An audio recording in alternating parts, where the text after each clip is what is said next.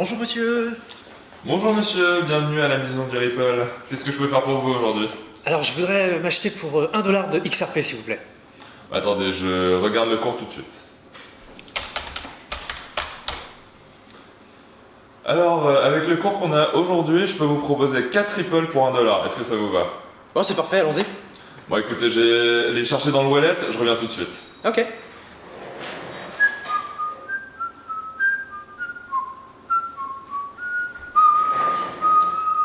Voilà, merci de m'avoir attendu monsieur, merci pour votre patience. Et voici vos Ripple. Mais il y en a que 3. Oui, mais entre temps, le cours a pumpé monsieur, donc maintenant il n'y en a plus que 3. Oh. Vous pouvez revérifier le cours encore? Attendez, je fais ça tout de suite. Ah oui, autant pour moi, il y a une erreur. Il y en a plus que 2 maintenant. Mais si vous voulez, je vous mets une petite bière. Ok, allons-y.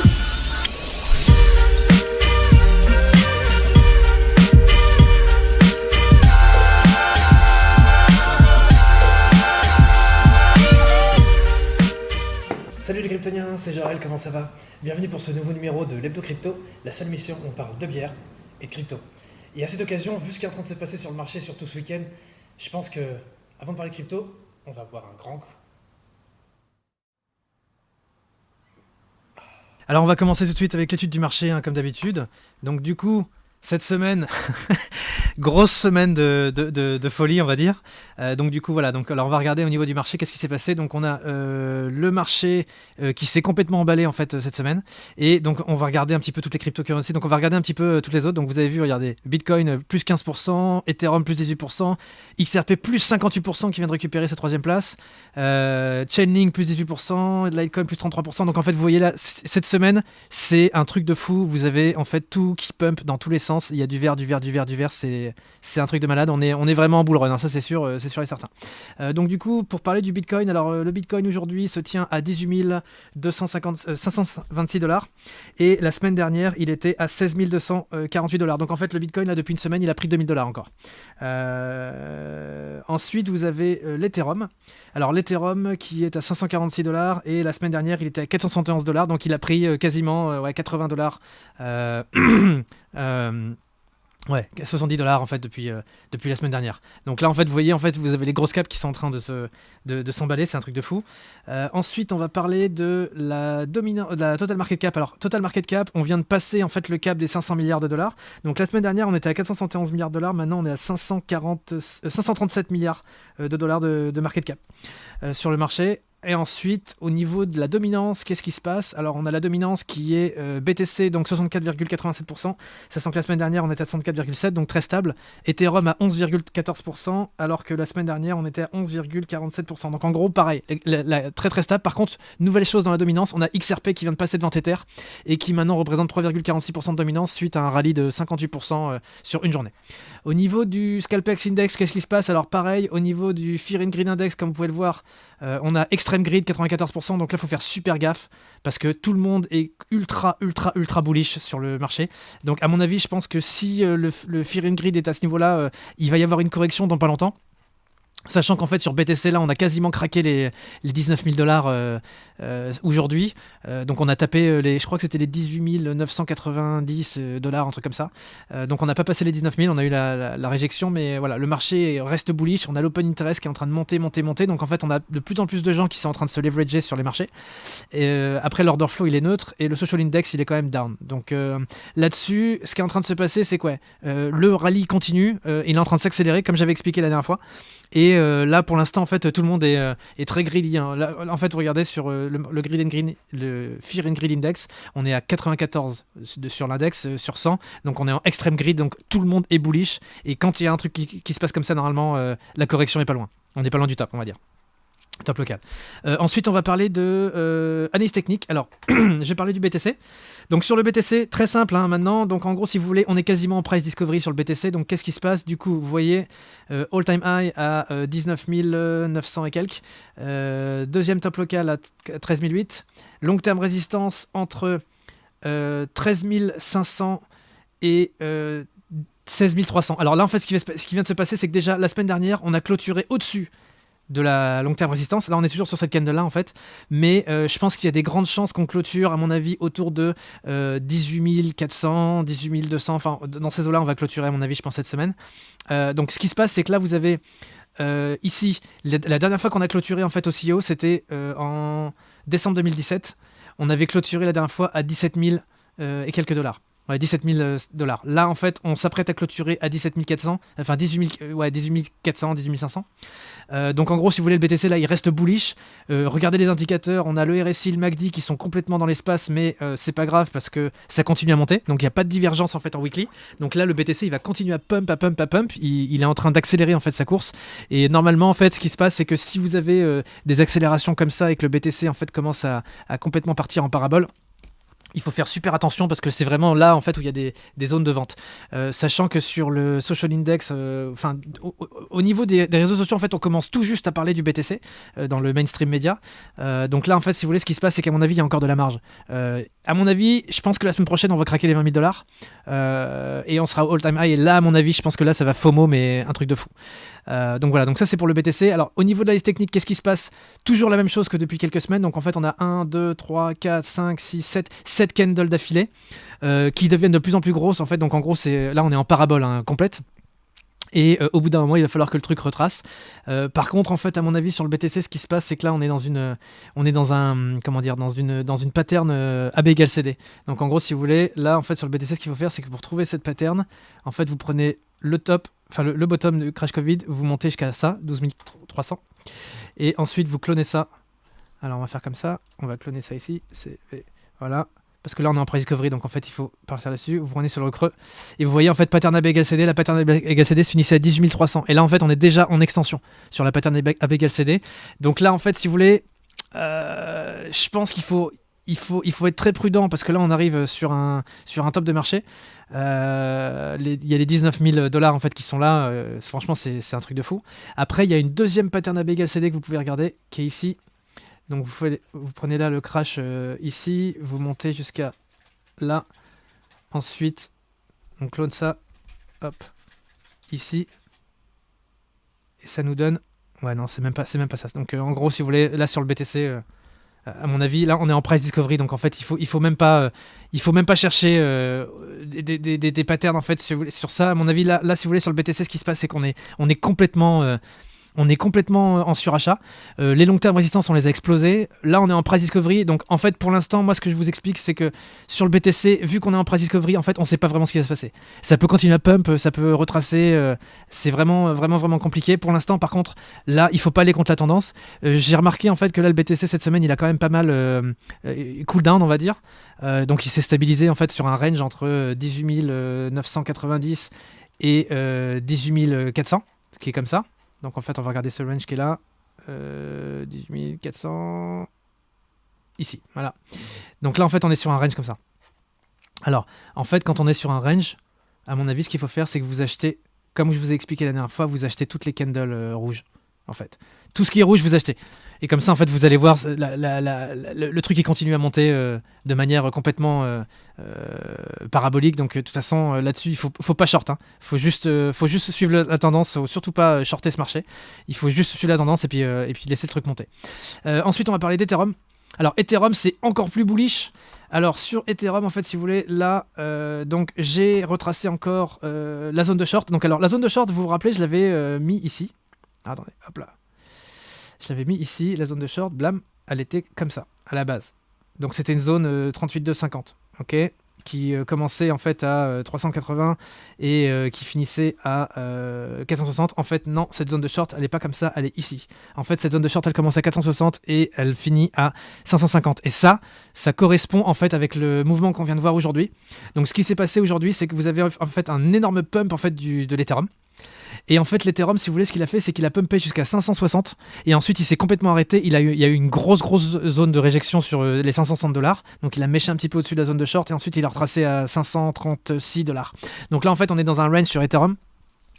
Dernier retrace range, en fait, on est entre 536 et 560. Donc moi, je vous conseille, en fait, sur Ethereum, vu que le rallye n'est pas fini et qu'on va aller beaucoup plus haut, sur Ethereum, ce qu'il faut faire, c'est qu'il faut juste racheter les dips. Voilà, c'est juste ça qu'il faut faire. Ensuite, on a la long term résistance, donc ça c'est le prochain objectif, on est à 759 dollars.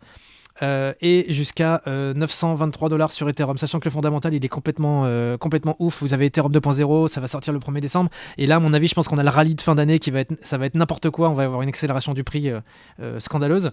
Et là j'ai tracé une autre pattern ABLCD sur Ethereum. Voilà, donc sur Ethereum en fait on a une pattern ABLCD ici, donc vous prenez le bas du crash Covid à 83, vous prenez le dernier top local à 487, vous regardez le retrace, on clone à partir d'ici, donc à partir de 300 et quelques dollars, et ensuite si on a une pattern ABLCD qui se dessine, normalement on va arriver à 703 dollars. Donc en gros sur Ethereum, comme je vous ai expliqué, le rallye n'est pas fini, donc ce que vous faites c'est vous rachetez tout ce qui est rouge et vous laissez monter le truc. Parce que de toute façon, Ethereum, ça va monter encore 10 fois plus salement que BTC. Donc là, en fait, on est juste au début. Le mainstream média parle pas encore beaucoup d'Ethereum, mais vous allez voir, ça, à mon avis, ça va bien pump encore. Il y a beaucoup de marge en fait sur Ethereum. Et quand vous regardez les oscillateurs, regardez ici, vous voyez les oscillateurs, en fait, on a une divergence qui est non confirmée en fait sur le RSI. Parce que là, en fait, on a eu un pic à 490 sur le RSI. Et là, en fait, on a le RSI qui est en train de remonter encore par là. Donc à mon avis, je pense qu'il va se passer, c'est que là vous avez l'Ethereum qui va encore continuer à pumper, il y a encore beaucoup de marge sur l'Ethereum. Après, admettons que le rallye soit fini, donc si le rallye il est fini, on va prendre le bas du crash Covid jusqu'à en haut à la mèche à 660, et si on doit retracer à 50%, normalement on doit retracer vers 318, 320 et 254 à peu près, voilà. Mais à mon avis, je pense que il faut considérer cette vague-là, plutôt. Donc là, en fait, vous regardez cette vague-là qui a commencé, ce mouvement qui a commencé à 300 dollars et qui continue jusqu'à 660, enfin 560. Et là, en fait, si on retrace 50%, normalement, on va retracer à 427 dollars. Ça, c'est l'hypothèse. Mais vu l'état du marché et vu comment c'est bullish, je pense, à mon avis, on n'ira même pas retracer sur ces niveaux-là pour l'instant. Donc là, en fait, si vous voulez, on est complètement suracheté, on est en quasiment price discovery. Les prochains objectifs, sur Ethereum, je pense c'est à l'aise 759 jusqu'à 923, et on va voir un petit peu ce qui va se passer. Donc là, en fait, moi, si vous voulez, je suis bullish à mort. Il faut surtout pas short, il faut juste long. Là-dessus, c'est ça qu'il faut faire sur Ethereum. Donc au niveau de l'analyse, c'est un peu ça. Là, en fait, on a les oscillateurs qui sont en haut, mais de toute façon, semaine après semaine, on éclate toutes les résistances. Et en plus, quand vous voyez en fait le pump que Ethereum a fait en fait en novembre 2017, il avait commencé à 200 balles et il avait fini à 1430. Donc là, vous voyez en fait, on a commencé ce pump ici autour de, on va dire les 230. Et bah, si on doit faire le même mouvement, on va finir à ce niveau-là aussi. Donc en gros, sur Ethereum, moi je vous conseille, quand c'est rouge, vous rachetez. C'est tout ce qu'il faut faire. Donc en fait, si vous voulez racheter en fait des dips, vous pouvez juste prendre en fait le graphe en 1 heure ou en 15 minutes et vous attendez en fait un gros mouvement avec un sell-off sur une cannelle rouge. Et dès que vous voyez en fait le MACD et le RSI qui sont complètement au tapis, qui commencent à croiser, c'est là en fait qu'il faut que vous rentriez. Et d'habitude, en fait, j'ai vu sur Ethereum, vous avez des retraces qui sont entre 20 et 30 dollars à la baisse, et après ça remonte. Et sur le BTC, les retraces, c'est plutôt autour de là, on est plutôt autour de 400-500 dollars de retrace. Donc en fait, dès que vous voyez le cours qui descend à peu près de 500 dollars, vous relonguez. Ensuite, halt de la semaine. Alors bon, on était obligé d'en parler. Halt de la semaine, le truc qui a dormi pendant 3 ans. J'avais expliqué déjà la dernière fois donc, sur XRP. Donc là, en fait, l'halt de la semaine, c'est XRP USDT sur le graphe Binance. J'avais expliqué sur la dernière fois quand j'avais analysé XRP que c'était un truc qui était en bear market depuis 3 ans. Et quand le truc va se réveiller, ça va être un truc de malade. Alors, qu'est-ce qui s'est passé sur XRP ? Complètement scandaleux ce qui s'est passé cette semaine. Donc là, en gros, je vous explique un petit peu le topo. En fait, sur XRP, l'actif était en bear market depuis, on va dire, le 7 mai 2018 jusqu'à crash Covid 9 mars 2020. Donc en fait, ça fait 3 ans que le truc il était en bear market. Qu'est-ce qui s'est passé pendant 3 ans ? À mon avis, je pense qu'il y a beaucoup de big boss qui ont accumulé en fait du XRP. Et là, en fait, si vous voulez, il y avait une zone d'accumulation qui était là, qui était en fait entre 0,17. Alors, attendez, je vous montre. Ici, 0,17 et 0,22, c'était ici en fait. Cette zone d'accumulation, la dernière zone d'accumulation qu'on a vue, elle était là. Gros dip jusqu'à 0,17. Hop. Et zone d'accumulation là, jusqu'à 0,21. C'est ce niveau-là en fait qui était privilégié par les bulls. Et en fait, ce qui s'est passé, c'est qu'on avait fait un petit pump, vous vous rappelez, en août. On était monté à 0,32. Après, en fait, on a retrace tout le mouvement jusqu'à 0,21. Et ensuite, là, en fait, sur ce niveau-là, en fait, là, ça on a eu un rallye complètement explosif depuis une semaine, où en fait on a commencé la semaine à, je crois que c'était 0,25 et on est monté jusqu'à 0,50. Alors sur XRP, qu'est-ce qui se passe? Je vais reprendre la liste technique sur XRP. Donc en fait moi j'avais calculé les zones de retracement sur XRP, c'est entre 38,2 et 50 comme je vous ai expliqué la dernière fois. Donc si on part du all-time high jusqu'au all-time low, normalement la long-term résistance sur XRP elle se situe entre 0,62 et 0,80. Donc ça c'est la long terme résistance sur XRP qu'il faut qu'on break pour pouvoir continuer le rallye. Ensuite on avait une oblique baissière ici qui est descendue comme ça et qui a été brisée en fait en juillet 2020 où on a cassé les 0,20, on est monté à 0,33, après on a retracé en fait à 0,22. Voilà. Donc ça c'était le dernier mouvement qui s'est passé. Et là ce qui s'est passé sur XRP c'est qu'en fait on commence à avoir un couloir haussier qui est en train de se dessiner, ici, comme ça, un peu comme Nano, même chose. Donc vous voyez en fait couloir haussier, première zone de résistance oblique c'est 0,34, deuxième zone c'est 0,50, et après en fait ça monte. Et à mon avis là sur XRP ce qui s'est passé c'est que là on est en bas du range, et là on a explosé complètement en haut du range. Et normalement, la logique voudrait qu'on fasse un truc comme ça sur XRP. On descend, on monte, on descend, on monte comme ça. Et on se hisse jusqu'au sommet. Normalement, pour que ce soit sain, il faut faire un truc comme ça. Par contre, sur XRP, vous savez comment ça fonctionne. XRP, à chaque fois que ça pump, mais salement. Hein. La dernière fois qu'on a vu un pump sur XRP, en septembre 2018, on est passé de 0,20 à 0,79 en une candle. Donc il faut s'attendre à voir des candles de cette manière-là sur XRP. Maintenant, ce qui est en train de se passer sur XRP, c'est qu'on arrive sur un niveau de retournement qui est confirmé. Donc vous avez ici la neckline en fait du W à 0,34. Vous avez aussi, alors si on prend le bas du crash Covid et qu'on prend la première zone de montée, donc en fait de 0,10 jusqu'à 0,31, on fait une pattern AB égale CD. Donc en fait on prend ça en clone, ça descend ici jusqu'à 0,22. En fait on clone vers le haut. Normalement quand on clone vers le haut, on arrive à 0,43. Donc pourquoi on arrive à 0,43? Alors 0,43 c'est marrant parce que ça correspond à une zone de short ici qui a été tracée à ce niveau-là. C'était sur le dernier top à 0,79, la dernière grosse candle en fait qu'on a faite. En fait il y a eu un retracement ici entre 38,2 et 50. Alors attendez, je vous montre. Hop là. Alors ici on a vu ce retrace. Donc en gros on a retracé zone de short en 0,44 et 0,50. Donc là en fait vous avez vu XRP ce qu'il a fait aujourd'hui, c'est très simple. En fait XRP il a pumpé jusqu'à 0,49,9, un truc comme ça. Et ensuite il a retracé violemment en fait jusqu'à ce niveau-là à 0,42 ou 0,43, un truc comme ça. Donc là en fait si vous voulez on est en plein dans la zone de short sur XRP.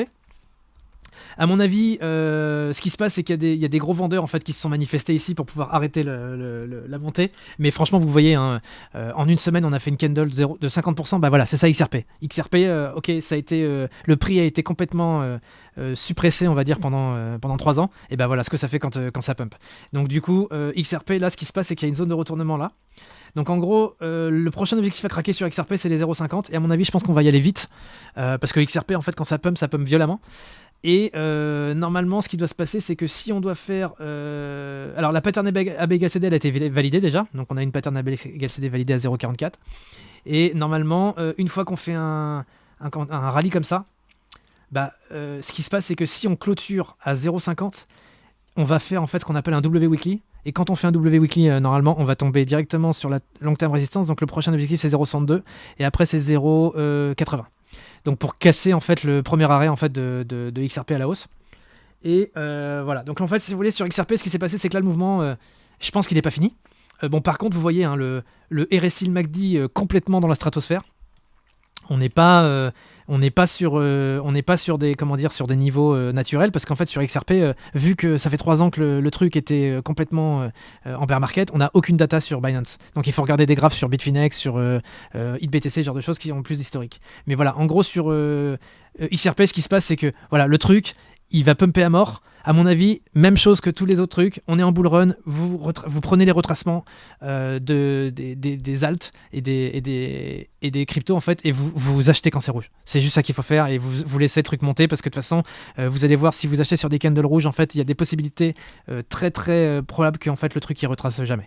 Donc il va juste monter de manière complètement anarchique vers le haut. Voilà, donc ça c'est mon analyse sur XRP. Donc ça c'est pour les objectifs. Alors admettons si, allez, on va dire que XRP, le rallye est fini. ce qui est quand même très douteux, hein. Mais admettons si XRP doit retracer, normalement, la logique dirait que voilà, si on veut long XRP, le prochain objectif pour long XRP, c'est 0,40.301.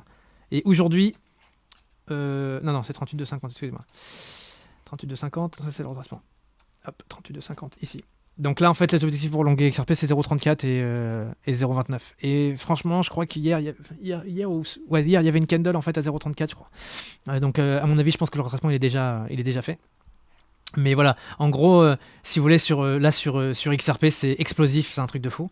Et à mon avis, je pense que là, ouais, le truc est en train de se retourner, donc il faut attendre de voir comment le cours se développe, mais de toute façon, là, c'est bullish, donc il faut surtout pas short. Ok. Voilà, donc maintenant, j'ai fini pour l'analyse technique, et puis on va passer pour les news de la semaine. Voilà. Alors, on va passer sur les news de la semaine, CoinMarketCal. Donc du coup, cette semaine, on a sélectionné 5 événements majeurs qui vont se passer sur le marché, donc pour la semaine prochaine. Donc alors, on va commencer tout de suite par gros big up à Kalel, en fait, qui est un fan de XDN ou Digital Note. Alors ce qui se passe, c'est que pour tous les holders de Digital Note, il va y avoir le 23 novembre 2020 un airdrop, donc en fait c'est demain. Donc ça s'appelle le $2 XDN airdrop. Donc en fait, les 2 XDN tokens vont être distribués en fait par airdrop à tous ceux qui ont des XDN voilà, donc ça c'est airdrop demain. Vous avez vu aujourd'hui le truc il a pumpé de 18%, bon comme toutes les alts, hein. Mais voilà, donc là il y a un airdrop du nouveau token de XDN demain. Ensuite, on a Stellar. Alors Stellar qui vient de pumper pareil de 11% encore, hein, le truc il s'arrête plus. Donc en fait, demain pareil, protocole 15 upgrade. Donc en gros, il y a un vote sur une mise à jour en fait du protocole Stellar demain, qui va avoir lieu. Et donc voilà, en fait, le public mainnet va être mis à jour pour arriver sur un protocole qui va s'appeler le protocole 15. Ensuite, on a, alors, pour les fans de DeFi, YF Link. Alors, YF Link, en fait, qui va lancer, en fait, Link Swap. Alors, Link Swap, c'est leur nouveau échange, donc à la Uniswap, SushiSwap et tout le tintouin. Donc, en gros, ils vont lancer leur échange Link Swap, en fait, qui va arriver sur le Ethereum mainnet et qui va être lancé le 25 novembre. Donc, en fait, ça va commencer dans 3 jours, 25 novembre 2020. Et ensuite, on a le hard fork de Ethereum Classic. Alors en fait, Ethereum Classic, le 28 novembre, va faire un hard fork. Et en gros, ce hard fork va s'appeler Thanos. Donc en fait, c'est une upgrade en fait, du network. Donc je pense pas qu'il va y avoir un coin split. Je pense que c'est juste en fait une mise à jour du network pour éviter tout ce qui est 51% attack et ce genre de choses. Et donc vous avez Ethereum Classic qui va faire son hard fork le 28 novembre, donc la semaine prochaine. Et on va finir les news de la semaine avec Digitex Future qui va lancer son cryptocurrency exchange. Donc en fait, ils vont lancer les paires en spot commission free, donc le Digitex Spot Exchange le 30 novembre ou un peu plus tôt. Voilà, donc ça c'est un petit peu ce qui va se passer sur la semaine prochaine. Bah écoutez, j'espère que vous avez apprécié la vidéo et puis bah on se tient au courant pour de nouvelles aventures. Merci. Voilà, c'est fini pour aujourd'hui. Bah écoutez, j'espère que vous avez aimé la vidéo et en attendant, n'hésitez pas à nous lâcher un petit pouce bleu, à vous abonner à la chaîne et à laisser des commentaires dans la section ci-dessous. Et n'hésitez pas aussi à taper sur la petite cloche pour recevoir les notifications de lorsqu'on fera une nouvelle vidéo. Et aussi, si vous voulez faire des donations pour supporter la chaîne, n'hésitez pas à nous envoyer sur les adresses Ethereum et Bitcoin qui sont dans la section ci-dessous pour qu'on puisse s'acheter plus de bière et faire plus d'émissions. Et en attendant, à la vôtre et bon week-end.